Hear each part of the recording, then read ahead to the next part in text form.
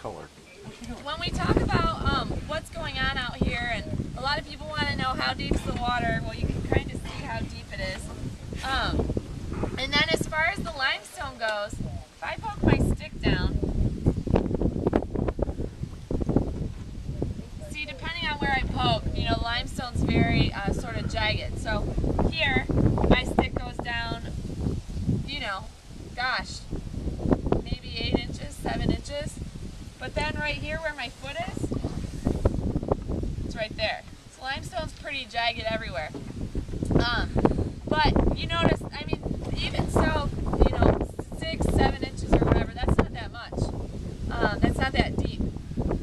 So if when developers came down and wanted to drain the Everglades, I already told you, all the water you see here is controlled. All the water in the flow, other than rainfall, of course, you know. But besides the rain flow, the flow that comes through the park now is controlled through levees and dikes and controlled by man. If this park hadn't been established, all they would have had to do is cut off the flow of water. They would have had, you know, 5 inches of muck to contend with, scrape that off, level out the limestone, and this could have easily become an agriculture area just like Big Sugar was, or a residential area. Lucky for all of us, someone had the good foresight to realize the beauty of this place and the animals and the things that live here and thought we might save it, you know, rather than develop it. But just to give an idea of, you know, really what they were working with. And they did. Again, they effectively drained the Everglades in Miami and Homestead as well. They just, you know, cut off the flow of water, scraped the muck off, and leveled out the limestone. The reason for this stop, though, is really to talk about these tree islands. And while I know a lot of you came out to see and look at the birds and things like that, we want to talk about the ecosystem as a whole and what's happening.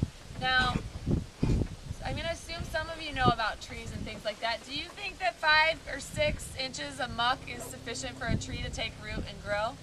No. But those are all trees over there.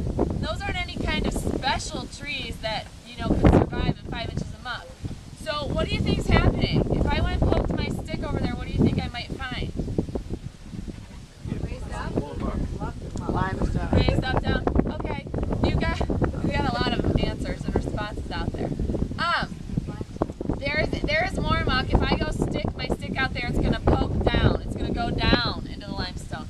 Now the reason for that isn't just some hole that just happened to form in the limestone. There's actually a really interesting chemical process going on here, and I have a little demonstration to show you.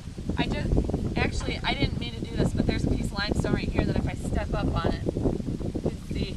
As we drive through, you'll see the jagged parts of the limestone.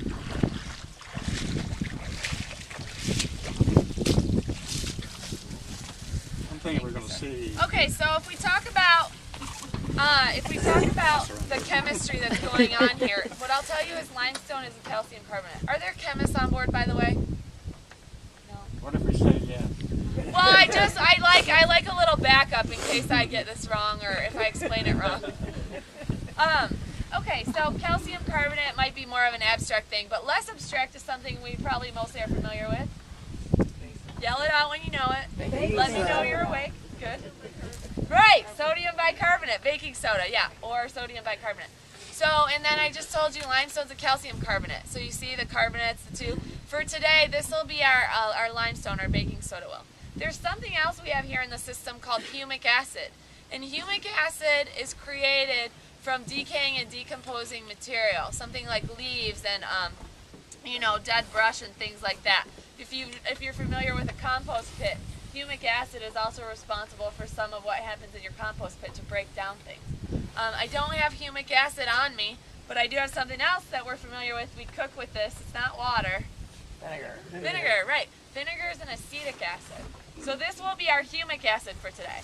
So we're going to take our two imaginary elements that we have here in the Everglades and see what happens when we mix the two together. And maybe some of you have done this, you already know, but for those of you that haven't, we'll show you kind of the chemistry that's taking place here in the system. Anthony, can I give this to you? Thanks. I always set it down and then I try to forget it. So. Let's see. I turn the thing up. I don't normally do this with gloves, but it's so chilly. Okay. So, we have our limestone, we have our humic acid. We'll mix the two together. everybody sort of see what's happening?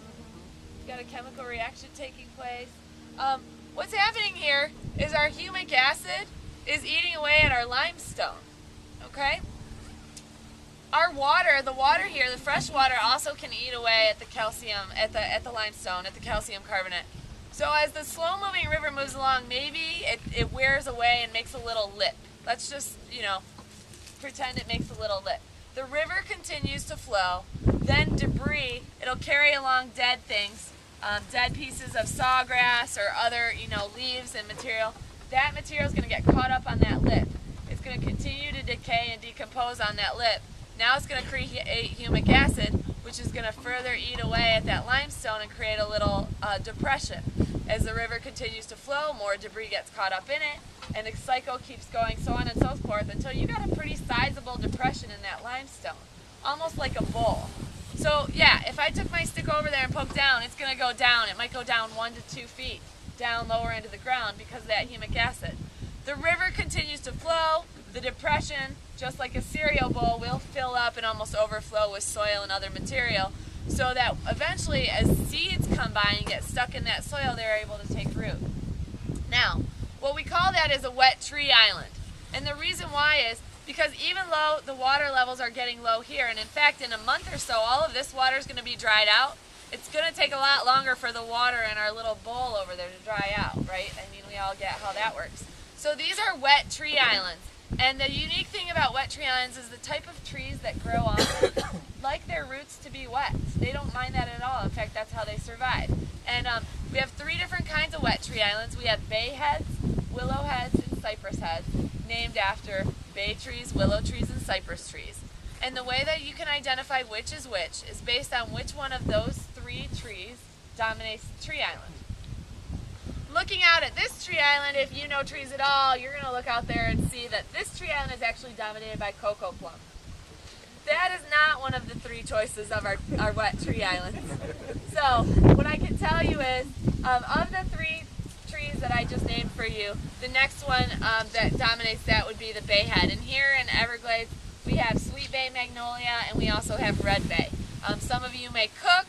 You may have you may have used bay leaves to season your food. You know, bay leaves are very aromatic and have a very distinguished scent.